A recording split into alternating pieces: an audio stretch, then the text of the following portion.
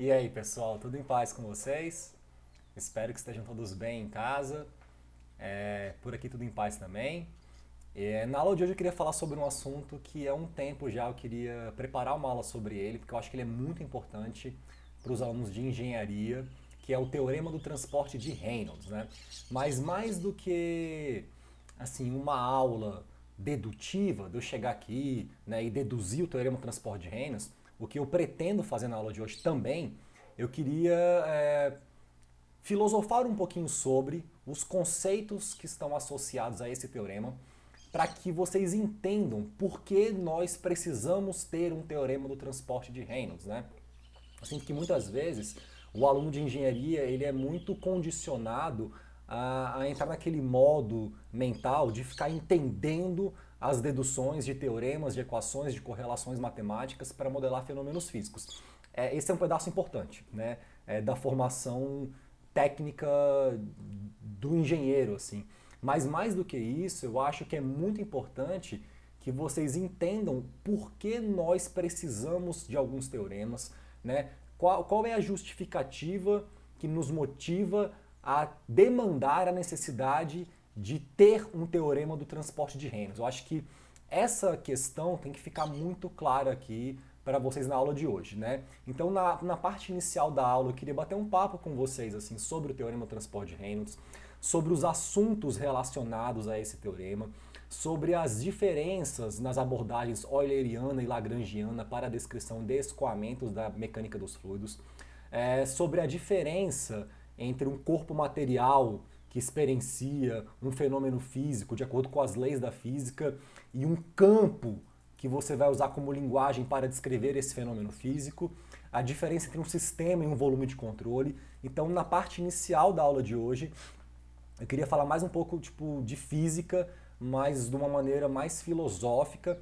E aí na segunda parte da aula eu vou pegar e vou deduzir aqui, pretendo fazer isso, o teorema do transporte de Reynolds. A gente está num pedaço do nosso curso aqui, de transferência de calor, nesse módulo 2, no qual a gente vai precisar é, entender melhor a física vinculada à descrição de escoamentos, né? Então, como convecção de calor é um fenômeno físico que está vinculado a esse carreamento dessa energia térmica em trânsito por parte de um fluido, né? Um líquido, um gás, que vai roubar ou fornecer calor para uma superfície sólida de interesse de engenharia, vinculado a um escoamento, é importante que a gente comece a falar aqui sobre as dificuldades que nós, seres humanos, encontramos quando a gente se propõe a descrever um escoamento. Tá?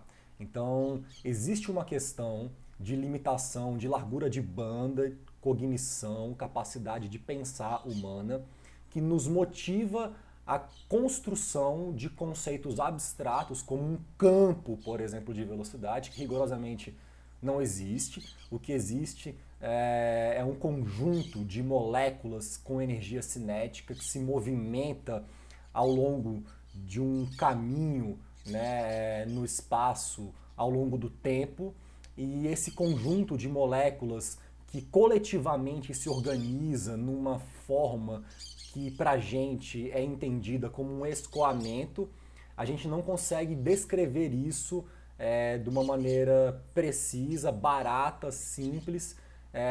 Então a gente inventa essa ideia de um campo para poder simplificar o nosso rolê para descrever o fenômeno físico em si. Então, eu queria começar aqui com uns exemplos assim que estão inclusive vinculados à minha pesquisa, né? Ao longo do meu mestrado, eu trabalhei com uma abordagem euleriana de campo. O que é isso? Eu estava interessado em descrever o comportamento de campos de velocidade, pressão, temperatura, de escoamentos turbulentos de fluidos newtonianos não isotérmicos. Para resumir, escoamentos de fluidos, entre aspas, comuns, newtonianos, fluidos como a água, como o ar, por exemplo, que escoavam sobre superfícies de interesse de engenharia. Então, uma colina ali aquecida, um degrau, para entender as características desse escoamento quando ele interagia com certas superfícies, inclusive trocando calor com elas. Então, a minha abordagem no mestrado foi uma abordagem de campo, campo de velocidade. No doutorado, eu mudei a minha abordagem, eu mudei o meu enfoque investigativo, eu fui trabalhar com fluidos magnéticos, né? E fluidos magnéticos são fluidos particulados, eu tenho lá tipo um líquido, base, carreador, e nesse líquido eu tenho várias partículazinhas bem pequenininhas, de tamanho nanométrico, de material ferromagnético. E para eu entender as propriedades desse fluido equivalente, eu precisava entender o comportamento dessas partículas. Então eu saí da ideia de campo, que eu vinha trabalhando no mestrado, e fui para uma ideia de corpo material, de partícula, que eu comecei a trabalhar no doutorado. Eu separei aqui umas imagens para a gente mostrar aqui essa diferença. Minha cara está aqui embaixo, vou pôr ela aqui. Ó. Pronto, tá ótimo. Nem sei se minha cara vai continuar aqui. Ah, continua. Tá, ótimo. Então aqui, ó, nessa figura colorida aqui, eu até coloquei a abordagem euleriana e a fotinho do Euler aqui. A abordagem euleriana é essa abordagem de campo. Então aqui eu tenho, por exemplo, deixa eu pegar minha setinha e tirar meu zoom aqui. O problema que eu investiguei um dos problemas, na verdade eu fiz várias simulações no longo do meu mestrado, né? Mas um dos problemas era isso aqui, eu tinha uma malha, aqui é a malha de cálculo, né? Elementos finitos, se eu der um zoom aqui, ó, ok, eu tenho aqui meus elementos triangulares, né? E nessa malha aqui, eu fazia simulações computacionais para computar esses campos. Então aqui, deixa eu tirar meu zoom, isso aqui era uma colina, tá vendo? Então eu investiguei esse problema do escoamento sobre uma colina suave, porque nessa fase aqui, no começo da colina, você tem uma diminuição da área útil de passagem do fluido. Aqui, ó, nesse sentido, esquerda para direita, tem um escoamento de um fluido newtoniano, e aqui nessa parte inicial, quando ele está subindo a colina, essa diminuição de área ela leva a um aumento de velocidade. É o que você experiencia quando você pega uma mangueira, por exemplo, e você bloqueia parte do orifício de saída. Essa diminuição de área leva a um aumento de velocidade para que a massa que esteja passando ali se conserve. Para que os mesmos, sei lá, 10 kg por segundo que estejam entrando consigam sair, porque a massa tem que se conservar por um princípio físico fundamental, que é o princípio da conservação da massa. Então essa diminuição de área leva a um aumento de velocidade. A gente, em algum momento desse curso, talvez fale sobre isso, não sei, ou talvez eu grave uma aula sobre isso num outro curso de mecânica dos fluidos, mas talvez vocês já tenham algum tipo de familiaridade com a equação de Bernoulli, que estabelece que existe uma relação inversamente proporcional entre pressão e velocidade. Então a tendência é que se eu tenha um aumento de velocidade, a minha pressão diminua ali para compensar. É como se esse princípio de conservação de energia ele levasse a isso. Eu ganho em energia cinética, então eu despressurizo um pouco, eu perco em energia de pressão. E aqui então, nessa direção aqui, é como se da esquerda para a direita, na parte em que ele está subindo a colina, eu tivesse uma pressão que está indo de uma pressão grande para uma pressão pequena. Ela está diminuindo a pressão. Então esse é o caminho natural. O escoamento flui naturalmente da maior para a menor pressão, sem maiores problemas. Na parte de trás da colina, o rolê é outro. Esse aumento de área leva a uma diminuição de velocidade e a um aumento de pressão. Então é como se daqui para cá, o meu fluido estivesse tentando caminhar contra um gradiente adverso de pressão. Isso é uma questão clássica em mecânica dos fluidos, E isso leva a esse descolamento da camada limite, que leva a essa região de recirculação. Então eu estava investigando aqui, nessa simulação específica, essa dinâmica de um escoamento com descolamento e num contexto térmico. Então esse campo aqui, se não me engano, é o campo de temperatura, tá vendo? Eu tinha aquecido aqui a colina, então aqui nessa região assim mais laranja, vermelho e tal, eu tenho essa questão de um aquecimento local. Aqui onde está azul está mais frio. Eu estava investigando isso usando uma abordagem euleriana, que eu tinha, sei lá, o campo, por exemplo, de velocidade, seria esse campo aqui colorido. É o campo de massa específica. Então aqui onde está mais quente fica menos denso, aqui onde está mais frio fica mais denso, então fica mais vermelho. E por aí vai. Isso aqui era uma abordagem euleriana que eu usava para descrever esse campo aqui no meu mestrado. Veja que eu não sei qual partícula está passando aqui. Eu quero saber a velocidade desse ponto do espaço num dado instante de tempo. Essa é a abordagem euleriana. Isso tem a ver com o teorema de transporte de Reynolds. Aqui, no lado direito, eu estava investigando um outro problema. Aqui eu tenho várias partículas sólidas que estariam imersas num fluido muito viscoso. E aí tem um negócio muito interessante que acontece nesse problema, assim, que é muito contraintuitivo e que eu gostaria de falar um pouquinho sobre isso com vocês, né? Deixa eu aumentar minha tela aqui. Quando você tem partículas densas, sólidas, muito pequenininhas, imersas num fluido muito viscoso, né? Cada partícula ali que tenta sedimentar, por ser mais densa que o fluido, ela induz um escoamento que perturba todas as partículas vizinhas. Então, se você coloca, por exemplo, 2.000 partículas sólidas pequenininhas no fluido muito viscoso, o tempo no qual essa fase particulada vai demorar para sedimentar é muito maior do que o tempo que uma partícula só demoraria para sedimentar nesse mesmo fluido. Por quê? Porque esse escoamento induzido por cada partícula gera uma perturbação, uma flutuação nas velocidades das partículas vizinhas. Então, por mais que a partícula seja mais densa que a gravidade, vai ter partícula que vai estar subindo contra a gravidade, pelo escoamento induzido pelas vizinhas. Então, em termos médios, essa flutuação induzida por interações de longo alcance, que a gente chama de interações hidrodinâmicas, ela leva a esse problema. Então, em processos físicos, por exemplo, de separação líquido-sólido, por sedimentação diferencial, isso é um problema de engenharia, né? Porque vai demorar mais tempo para separar ali, porque eu tenho esses escoamentos secundários induzidos. Então, eu estava simulando isso. Foi uma das coisas que eu simulei no meu doutorado, assim, entre outras, né? Para entender como computar essas interações hidrodinâmicas e tal. Nesse contexto, para mim não tinha campo, tinha só partícula, tinha corpo material. Então aqui eu peguei um exemplo, isso aqui é uma simulaçãozinha que eu vou até mostrar para vocês, dá um zoom aqui, ó. Ok? Deixa eu aumentar um pouquinho o tamanho dessas partículas aqui, tá muito pequenininha, vou clicar numa delas aqui, opa. O problema da minha placa de vídeo aqui no TechPlot é que ela tem essa coisa, pronto. Ela dá umas travadas assim. Então deixa eu aumentar um pouquinho essas partículas aqui. Sei lá, tá bom assim. Fazer uma animação aqui pra vocês verem mais ou menos como é que é essa coisa aqui. Então elas estão querendo sedimentar. Essas que aparecem e ficam pipocando do nada é porque eu tenho condição de contorno periódico. Então a partícula chega aqui embaixo e ela volta para cima, né? Então você vê que aqui, ó, tem partícula que está bem lentamente sedimentando, mas existe um movimento assim de flutuação, né, que acontece por essa interação. Deixa eu pôr um pouco mais rápido, tá muito lento. Sei lá, 4 vezes. Pronto, né? Então eu estava simulando esse movimento de sedimentação, por exemplo, das minhas partículas.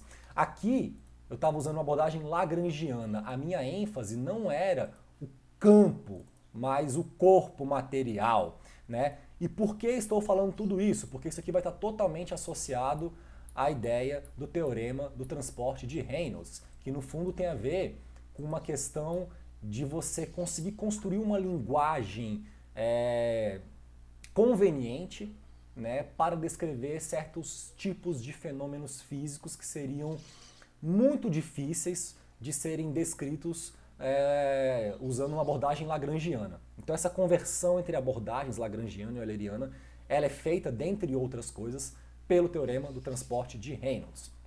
Então vamos voltar aqui para o nosso quadro para falar um pouquinho sobre isso, que é o assunto da aula de hoje, tá? Então o teorema do transporte de Reynolds. Eu queria fazer aqui uma tabelinha ou uma relaçãozinha assim entre palavras para a gente entender aonde que o teorema do transporte de Reynolds vai se encaixar na mecânica dos fluidos e como ele vai ser importante para a gente no nosso processo de dedução matemática das equações de balanço da hidrodinâmica clássica, tá?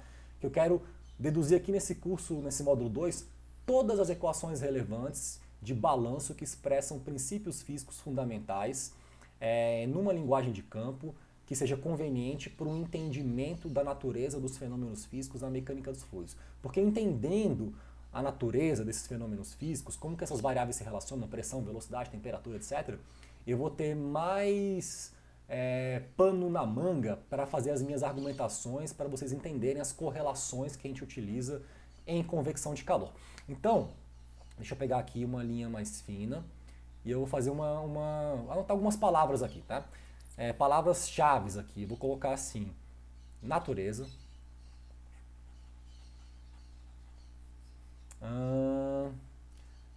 corpo material,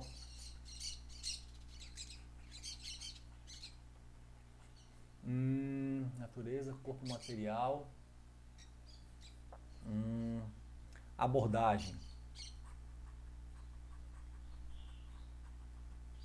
Lagrangiana.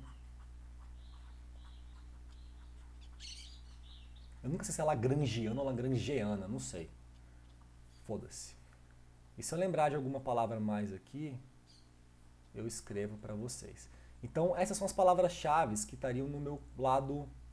Deixa eu fazer o seguinte, para ficar mais bonitinho. Eu vou circular aqui, em vez de ficar essa coisa aqui. Então, natureza, corpo material, abordagem lagrangiana. Vou fazer um círculo aqui. Ó. E outras palavras-chave que vão pintar do lado de cá, que eu vou pôr de azul, é linguagem. Olha que brisa, vai. Linguagem. Campo. Outra palavra que eu quero colocar aqui também. Deixa eu apagar isso aqui. Que eu lembrei aqui. Vou pôr aqui também sistema. Palavra importante, que vai ter a ver com o teorema do transporte de Reynolds. Então, abordagem lagrangiana, sistema, natureza, corpo material. Aqui eu vou colocar linguagem, campo, abordagem euleriana e volume de controle. E aí, é como se nesse conjunto vermelho eu estivesse falando daquilo que está acontecendo diretamente na natureza mesmo, dos fenômenos físicos, tá? E aqui no campo dos elementos que estão no conjunto azul, eu estivesse falando de como a gente consegue falar sobre eles, né? De uma conveniência argumentativa que a gente vai precisar construir para lidar com a descrição desses fenômenos. Quem vai fazer a conexão desses dois conjuntos aqui vai ser o teorema do transporte de Reynolds, né? Então é como se é o seguinte, a natureza do fenômeno físico em si fosse uma natureza essencialmente lagrangiana, né? São corpos materiais interagindo entre si no nosso mundo sensível que vão reger essa dinâmica dos fenômenos físicos observáveis. Só que alguns fenômenos físicos, principalmente os fenômenos físicos vinculados à mecânica dos fluidos, são muito difíceis de serem descritos de uma maneira conveniente para a gente, usando essa abordagem lagrangiana de fazer um rastreio desses corpos materiais e acompanhar eles enquanto eles se movimentam ao longo do espaço, porque são milhares de corpos materiais com muitos graus de liberdade, né? Partículas fluidas que podem se deformar, transladar, rotacionar, girar. Então a gente vai construir uma linguagem acessível que vai usar uma abordagem euleriana de campo para descrevê-los, né? E aí é muito comum que o aluno de engenharia, quando vai estudar teorema do transporte de Reynolds, ele fique restrito a essa relação de conexão que existe entre sistema e volume de controle. Mas o teorema do transporte de Reynolds ele é mais do que isso. Ele, no fundo, é um teorema matemático que eu vou utilizar para conseguir expressar certas leis da física que são concebidas, entendidas, pensadas, construídas com base na nossa observação de corpos materiais, mas que deverão ser traduzidas numa linguagem euleriana de campo por questões de conveniência na descrição. Um exemplo clássico do que eu estou querendo falar aqui é o seguinte, deixa eu pôr aqui uma figurinha que eu separei pra gente na aula de hoje, canal do YouTube, transporte de calor e massa, teorema do transporte de Reynolds, se não me engano essa figurinha aqui, é isso mesmo, que é uma figura clássica, assim, um fenômeno físico é o seguinte, é um descarregamento de um gás contido dentro de uma lata, né, desse desodorante Reynolds Deodorant. O fenômeno físico em si é uma massa de gás que quando você aperta o botão ela é descarregada para o ambiente. Agora, se eu olho para a lata, pela perspectiva da lata, o que ela experiencia? Ela experiencia uma variação da massa contida no seu interior, né? A lata seria um volume de controle, né? Ou seja, um volume definido no espaço que eu vou utilizar para fazer uma análise do que acontece quando um certo sistema, que é uma porção de massa fixa, de identidade fixa, interage com esse volume através das suas fronteiras. Então, a lata seria nosso volume de controle. Para o volume de controle, a massa contida de gás no seu interior variou ao longo do tempo. Para o gás, que é o sistema, o seu volume variou ao longo do tempo porque ele teve que ser expandido quando ele saiu da lata e encontrou a atmosfera, que estava uma pressão menor do que a pressão lá dentro.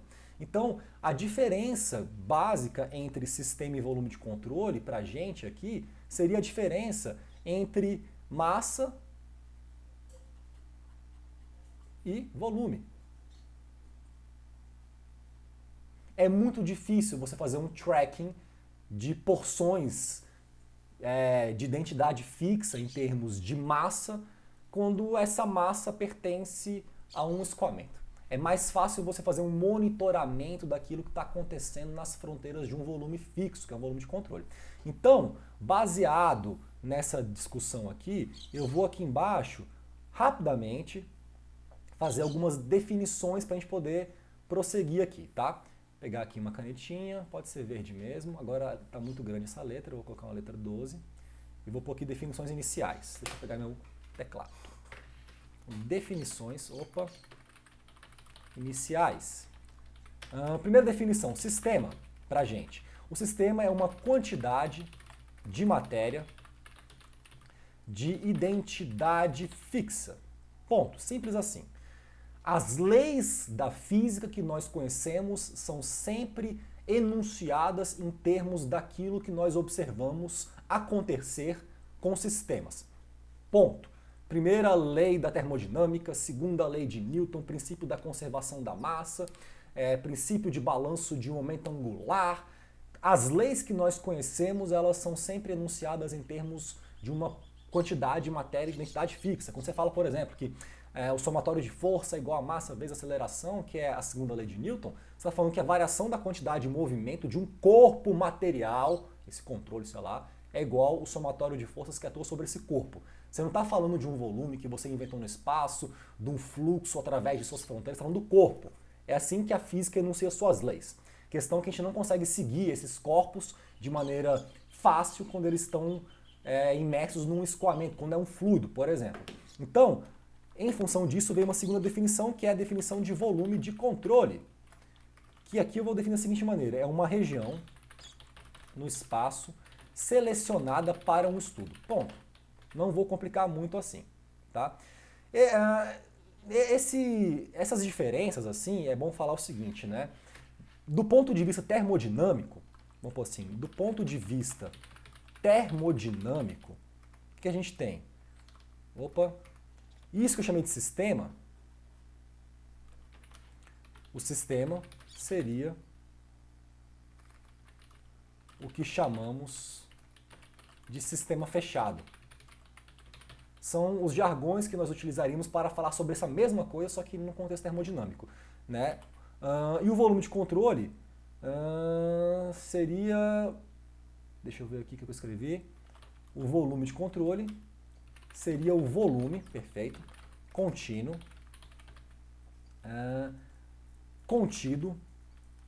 volume contido, direto, no interior das fronteiras, perfeito, que separam um sistema aberto de suas vizinhanças. Isso aqui foi uma analogia que eu anotei assim, quando estava preparando uma aula sobre o Teorema Transporte de Reynolds um tempo atrás. Tá? Então, para a gente entender direitinho como que o Teorema Transporte de Reynolds vai surgir no nosso contexto, vou fazer uma última figurinha aqui bem simples. Pronto, vou de rosa aqui. Eu tenho aqui então o meu sistema. Eu tenho aqui o meu volume de controle. E eu vou ter aqui, entre esses caras, fazendo uma conexão disso daqui, o teorema do transporte de Reynolds. Espero que, após essa introdução, a gente tenha já algum tipo de clareza sobre a ideia ou motivo pelo qual nós precisamos de um teorema do transporte de Reynolds. Eu espero que eu deduzindo esse teorema e dando alguns exemplos de aplicação, a coisa fique mais clara ainda, tá? Estou construindo na cabeça de vocês algumas imagens para ir preparando o terreno para vocês começarem a perceber, para além da dedução, né, o propósito desse teorema em si. Tá? Então vamos agora partir para a dedução. Deixa eu ver se vai caber aqui. Talvez caiba aqui, velho. Vai caber aqui. Vamos tentar fazer um esforço para caber. Só fazer um negócio rapidinho aqui. Deixa eu ver se eu consigo subir isso daqui. Consigo. Vou colocar mais aqui em cima. Perfeito. E eu consigo aproveitar mais espaço aqui. Então agora deixa eu separar aqui para fazer um desenhozinho para a gente começar o processo de deduzir de fato o nosso teorema do transporte de Reynolds. Beleza. Então bora lá. Agora chegou a parte da matemática, dos desenhos, da geometria, das argumentações, do equacionamento. Considere então o seguinte, fazer um desenhozinho aqui. Vou desenhar aqui um volume de controle. Então esse cara aqui vai ser o meu volume de controle. Melhor, isso aqui vai ser uma geometria qualquer. Eu vou ter aqui um escoamento. Tá entrando aqui um flow. Como se fosse, sei lá, velho, tipo um difusor. Então aqui eu tenho um flow. E aí eu vou desenhar aqui dentro umas fronteirinhas imaginárias para representar o meu volume de controle. Vou desenhar mais bonitinho aqui. É difícil desenhar com esse negócio aqui, velho. Foda-se, vai ser isso mesmo. Só vou apagar esse primeiro que ficou muito ruim. Eu tenho um certo perfeccionismo, velho, nessa coisa do desenho. Eu confesso que, assim, a parte que mais me cansa nessa coisa da aula virtual. No quadro eu consigo desenhar bem melhor, assim. Eu vou até copiar essa figurinha, porque eu vou usar ela logo em seguida. Então aqui, vou dar um Ctrl C, um Ctrl V, e aí eu vou colocar aqui. Beleza. Então, nessa figura aqui, na parte A, vamos pôr aqui A, e aqui B. Fazer que nem artigo científico, figura A e figura B. Então embaixo uma legendazinha. Beleza. Na figura A, eu estaria num tempo inicial. Então aqui, o meu T, vou pôr aqui, T igual a 0. Ou T igual a T. Só pôr T aqui. Pronto. T. Tempo T. Aqui seria um tempo T mais dt. No tempo T, isso aqui seria o volume de controle, tá? Essas fronteiras aqui, volume de controle, volume de controle. No tempo T, no tempo inicial, o meu sistema coincide com o meu volume de controle.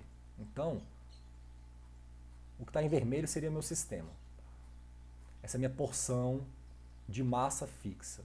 Nesse tempo aqui, as fronteiras do sistema coincidem com as fronteiras do volume de controle. Vou até colocar isso aqui no cantinho, tá? Para ficar bem organizadinho aqui. Em T,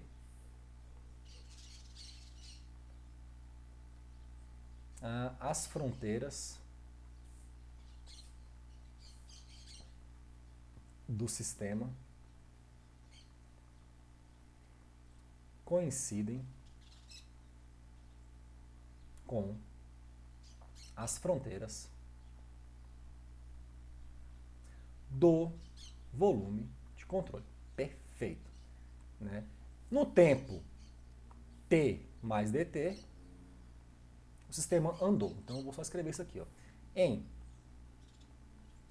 T mais dt, o sistema, entre aspas, andou. Vou pôr entre aspas porque não tem perna um fluido, mas tudo bem. Então esse aqui seria sistema, tá? Sistema. Não vai dar para ler, mas é isso aqui. Perfeito. E aí eu vou definir aqui duas regiões, a região 1 e a região 2. Um pouquinho, 1 e 2. Entrada e saída. No tempo t mais dt, essa porção de massa fixa ela se movimentou para a direita, ela andou. Então eu vou tentar desenhar aqui o que aconteceu com o sistema nesse tempo aqui. Tá? Um pedaço dele saiu para fora do volume de controle e um pedaço entrou para dentro. Saiu para fora e entrou para dentro. Os pleonasmos que a gente está usando aqui para deixar a coisa bem clara, né?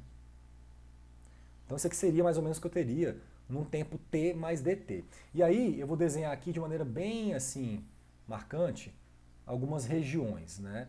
Essa região aqui verde é a região que no tempo t mais dt eu tenho de interseção entre sistema e volume de controle.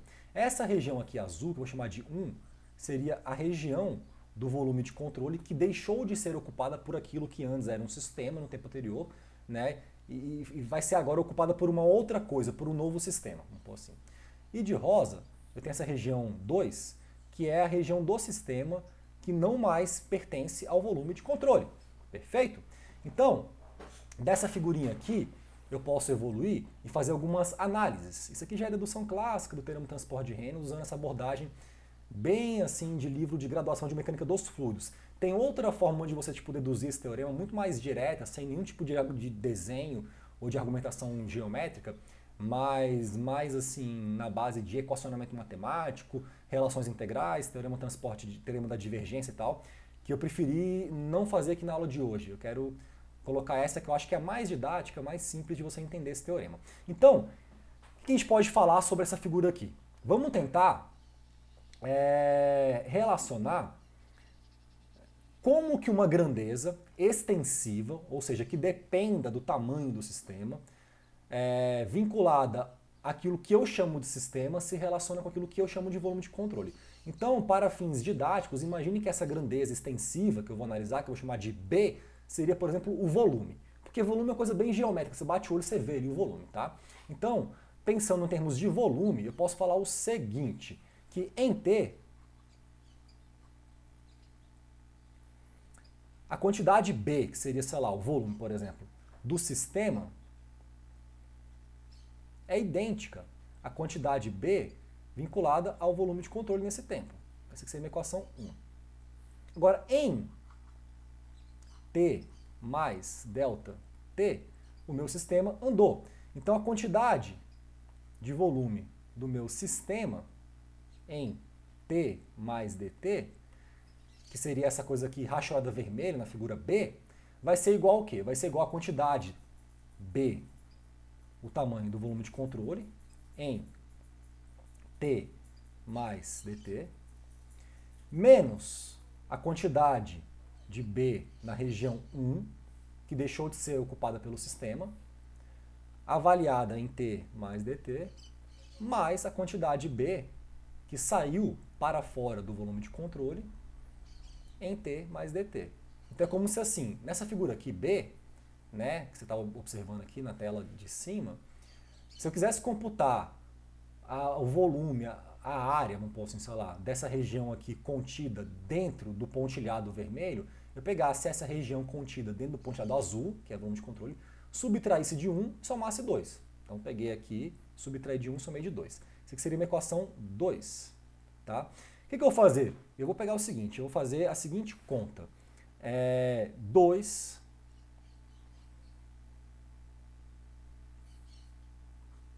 menos 1, melhor, vamos colocar com a nomenclatura melhor. 2, fazendo, né? Fazendo 2 menos 1 e dividindo esse cara por dt, o que você vai ter? Você vai ter o seguinte, que B no sistema, avaliado em T mais dt, menos a quantidade B no sistema, avaliado em T, dividido por ΔT, por esse intervalo de tempo que você teve entre essas duas configurações. Isso vai ser igual a B no volume de controle, avaliado em T mais dt, menos B no volume de controle avaliado em T, tudo isso dividido por delta T.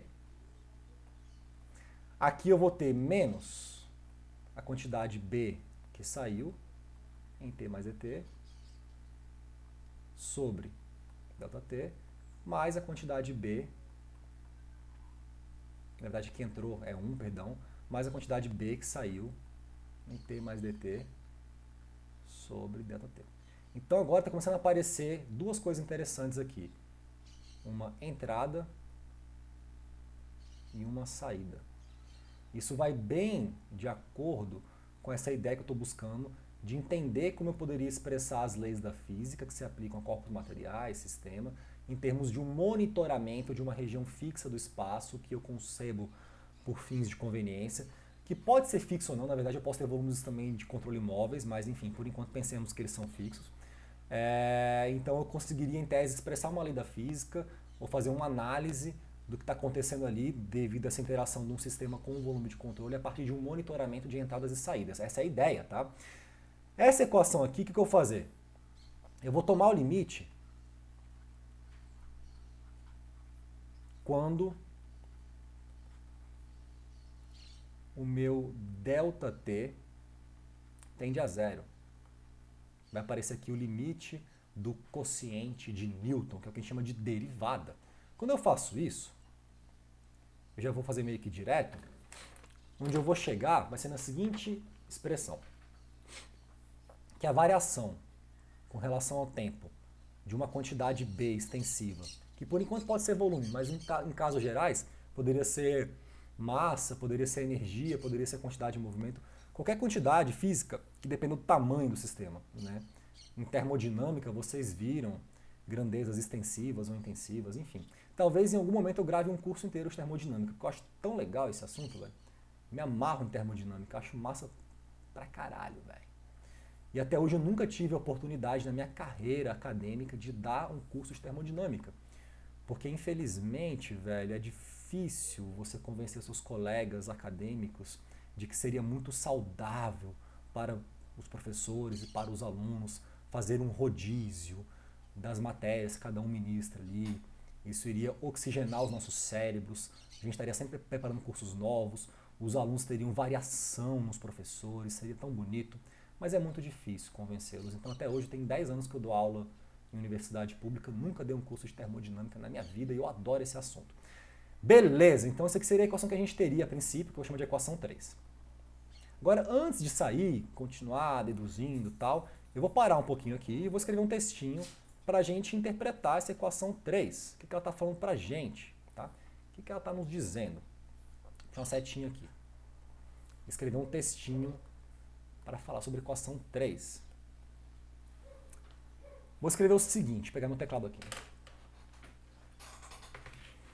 O que essa equação fala é que a taxa de variação no tempo de uma propriedade extensiva qualquer no sistema é igual à taxa de variação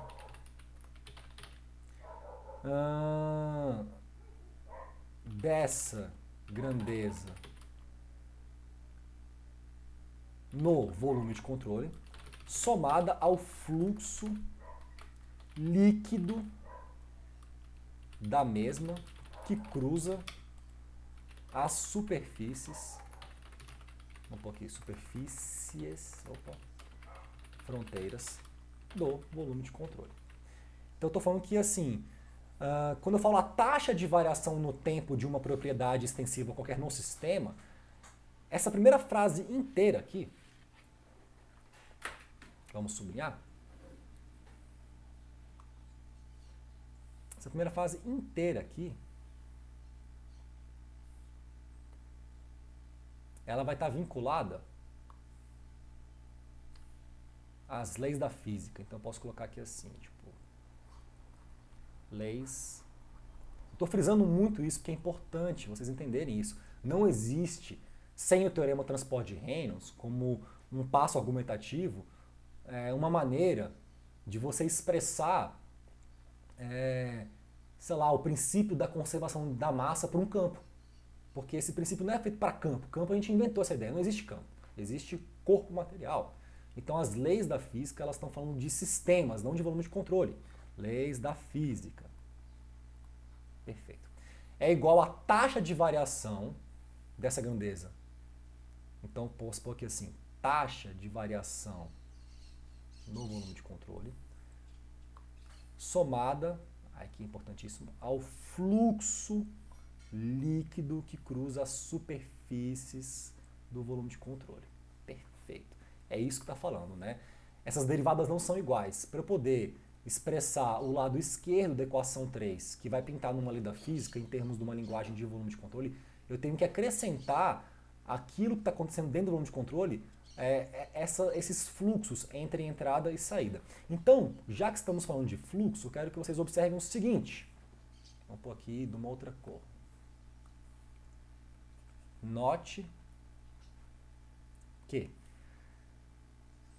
essa minha taxa da minha grandeza B na entrada, seja ela qual for, isso aqui poderia ser expresso como a quantidade B que entrou no meu volume de controle, dividido pela massa vinculada a B,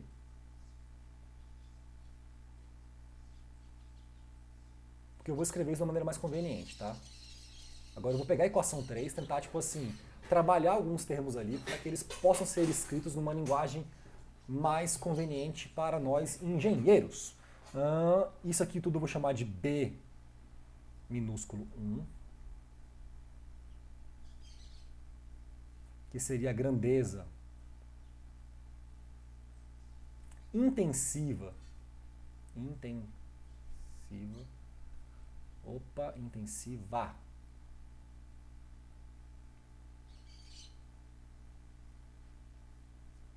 correspondente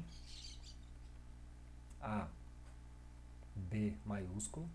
E aqui eu poderia multiplicar pela vazão mássica na entrada.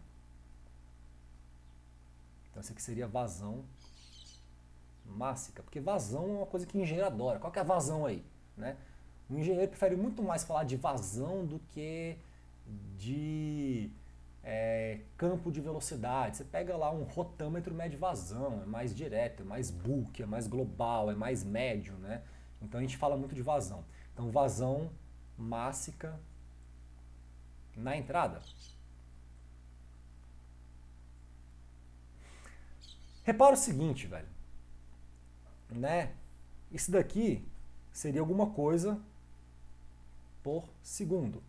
Isso daqui seria alguma coisa por massa, que multiplicaria uma massa por segundo. Então corta massa com massa, vai dar essa alguma coisa por segundo. Agora, vazão mássica, eu vou modelar esse cara aqui, a vazão mássica na entrada, como sendo a massa específica na entrada. Então essa aqui é a massa específica, que multiplica a velocidade média na entrada, aqui é velocidade, que multiplica a área de entrada. Isso aqui seria área. Se eu faço uma análise dimensional dessa equação aqui, ó, massa específica é quilograma por metro cúbico. Eu adoro fazer tipo análise de unidade, porque você percebe várias coisas importantes quando você faz isso, tá? Aqui velocidade é metro por segundo e área é metro quadrado. Então corta essa ruma de metro, vai dar quilograma por segundo. Isso aqui deu de fato uma vazão mássica. Perfeito? Então, o que eu posso propor na minha modelagem é que esse meu B ponto na entrada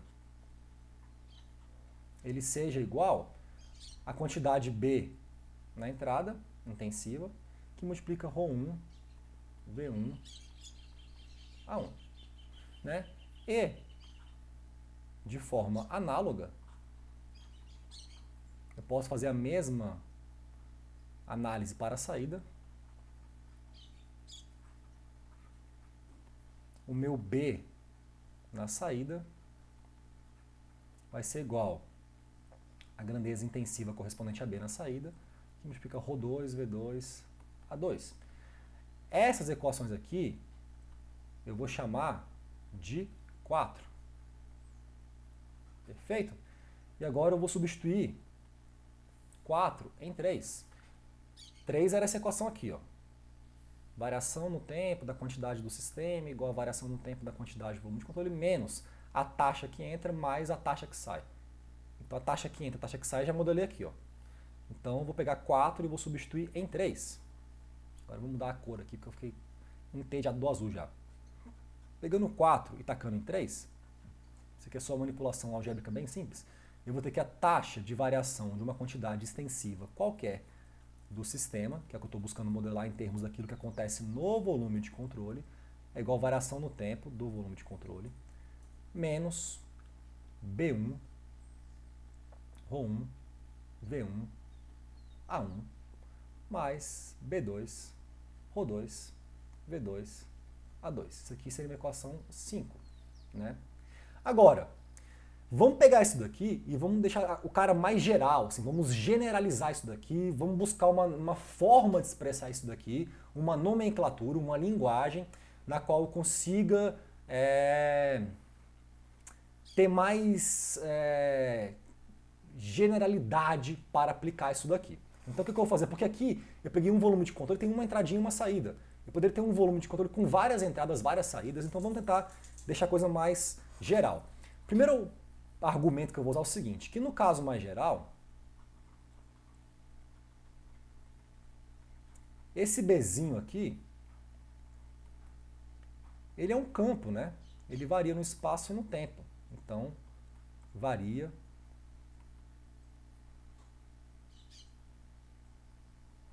no espaço e no tempo. Aí você fala, pô, como assim? Tô perdido, tô confuso, tá muito abstrato para mim. Então, você se acalma aí. Lembra que eu falei que esse B maiúsculo aqui, que a gente tem, né? Vamos pôr aqui, B é uma grandeza extensiva qualquer. Se ela é uma grandeza qualquer, eu vou dar um exemplo aqui, poderia ser quantidade de movimento. Então, se B for quantidade de movimento, então assim, se B for massa vezes uma velocidade, então B seria uma grandeza vetorial, né, isso aqui seria a quantidade de movimento, de movimento. Então, o Bzinho seria a própria velocidade. E no caso geral, varia no espaço e no tempo. Então, se esse Bzinho varia no espaço e no tempo, né, eu teria que pegar um valor médio desse cara aqui na entrada e na saída. Né, tipo, naquela seção transversal da entrada e na seção transversal da saída. Assim como B é campo, a gente também poderia falar que ρ e V também variam ao longo das minhas superfícies de controle, que eu vou chamar de SC. Né? Então, o que a gente poderia fazer para deixar a coisa mais geral possível para poder aplicar isso na minha equação, que eu vou chamar de 5 aqui, né? Então, dessa forma, agora eu vou pôr aqui uma caneta vermelha. Essa é a minha quantidade B dentro do volume de controle. Eu poderia falar que seria igual a uma integral no volume de controle. Isso aqui seria uma integral tripla, mas eu não vou ficar escrevendo integral 3 vezes, para não ficar densa demais, sem necessidade na minha nomenclatura. Quando eu ponho aqui embaixo a integral, que é no VC, ela já é uma integral de volume, já concebam isso, do produto ρ, Bzinho, dV. Né? Se Bzinho, só você ver aqui, ρ é quilo por metro cúbico, Bzinho é B por quilo, seja lá o que for B, e dV é metro cúbico. Então você corta, isso vai dar B, que é o que eu estou buscando. Então isso aqui seria a forma de você modelar essa quantidade extensiva dentro do volume de controle. Faça uma integral de volume olhando para o seu volume de controle como volume de referência para realizar essa integral. Quem é o integrando? É a massa específica ali dentro, que varia ao longo de cada ponto do espaço, esse Bzinho, que ele vai ser definido quando você definir quem é o Bzão, integrada no volume. Essa aqui seria a minha equação 6. E essa expressão que aparece aqui, expressão inteira aqui, eu vou propor que vai ser igual à integral no volume de controle, perdão, desculpa, nas superfícies de controle, porque eu tenho área do produto B, ρ, V, escalar N, dA. E aí você vai falar, caralho, que porra é essa? Não entendi. Então aqui eu vou escrever de novo essa igualdade, vou fazer um desenhozinho para você entender. Então, a gente está supondo, né, que B2, ρ2, V2, A2, menos B1, ρ1, V1, A1 vão ser igual, vai ser igual, perdão, a integral na superfície de controle de B, ρ, V, escalar N, dA. Isso aqui vai ser minha equação 7. E aí eu queria fazer um desenhozinho para você realmente entender o que eu estou querendo falar com relação a isso, tá? Primeira coisa importante é falar o seguinte, que essa integral que eu chamo de SC, ela é realizada ao longo de toda a superfície de controle que engloba o volume de controle, independente, né, se está saindo ou entrando ali. Então ela pega todas as entradas, todas as saídas e tudo aquilo que nem sai nem entra. Então, por exemplo, aqui, nesse desenhozinho aqui, cadê? Tá aqui para cima, né? Essa linha pontilhada azul seria a casca, porque isso aqui é 3D, né? Então imagina que isso aqui, sei lá, tipo, é um difusor, essa casca desse cone, que parece aqueles colar de cachorro, sabe? Que você põe quando o bicho tem que passar remédio, não pode ficar lambendo. Então essa casca desse colar de cachorro aqui seria a superfície de controle. Vai estar entrando aqui, sei lá, água e saindo por aqui. Não vai estar saindo por essa casca, mas ela faz parte da minha integral. É toda essa casca que circunda o volume de controle, tá? E aí, vou fazer um desenhozinho aqui para a gente definir esse vetor normal que apareceu aqui, ó, esse N, né? Que porra é essa? Então, vamos fazer aqui um desenhozinho para ficar bem claro o que seria isso. Eu estou aqui com o meu difusor, eu estou aqui com a minha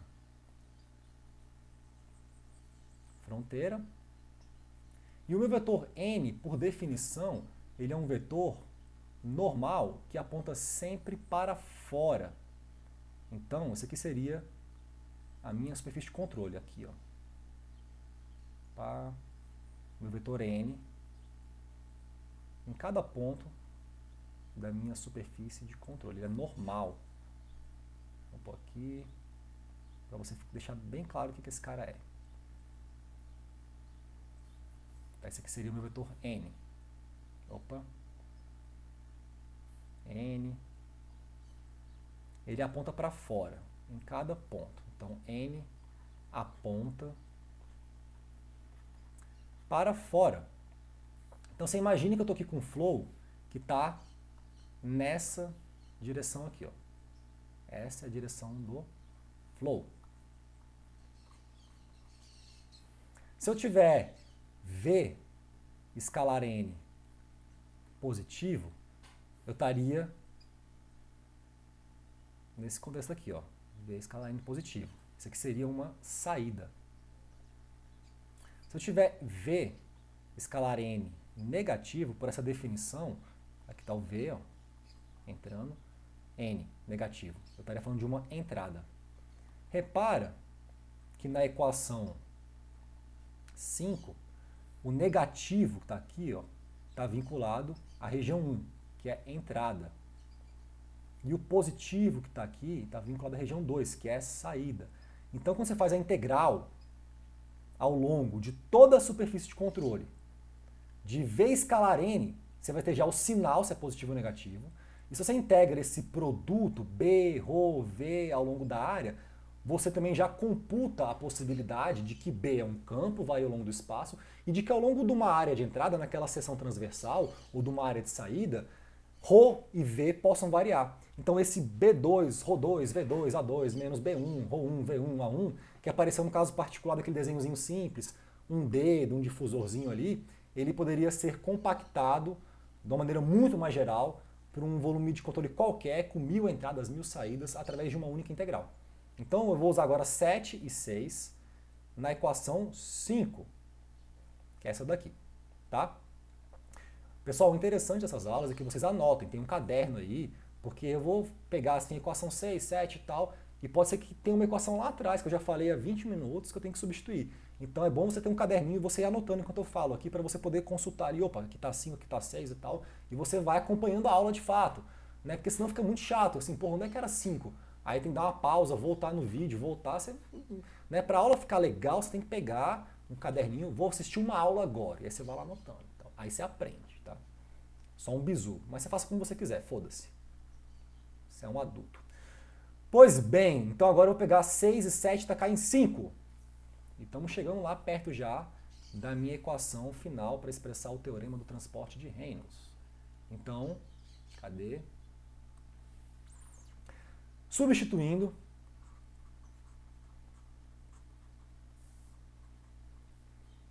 seis e 7 em 5, eu vou ter finalmente a seguinte expressão: a variação de B no sistema ao longo do tempo vai ser igual à variação com relação ao tempo da integral no volume de controle do produto ρ, B, dV, mais a integral nas superfícies de controle de B, ρ, V, escalar N, dA.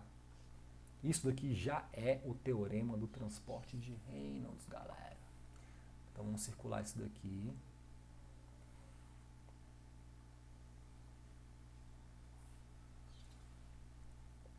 Isso daqui já é o que eu chamo de teorema do transporte de Reynolds. Isso daqui é uma coisa que foi apresentada ao mundo em 1903.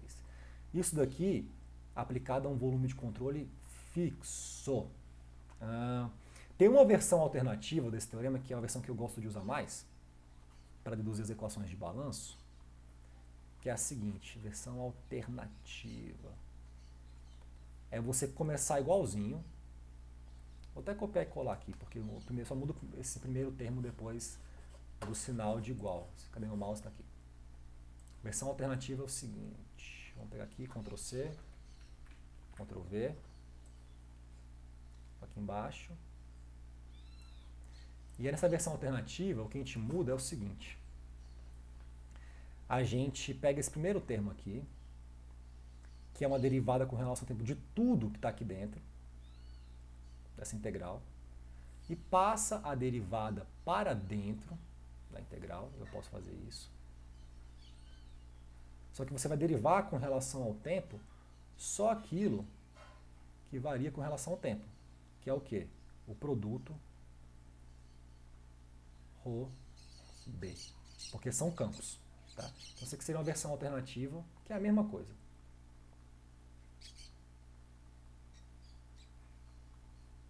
E é esse teorema que eu vou utilizar nas próximas aulas para deduzir as equações de balanço. Eu quero ver se na próxima aula eu começo, antes de sair nessa dedução das equações de balanço, apresentando uma analogia que eu enxergo entre o teorema do transporte de Reynolds e uma coisa que eu queria mostrar para vocês na próxima aula, que a gente chama de derivada material. Então eu queria, no começo da próxima aula, apresentar essa derivada material, fazer uma analogia rápida entre ela e o teorema do transporte de Reynolds, e em seguida partir para o processo de dedução matemática das equações de balanço na sua forma diferencial, que expressam os princípios físicos fundamentais da física clássica numa linguagem de campo euleriana compatível para o nosso intelecto limitado de Homo sapiens.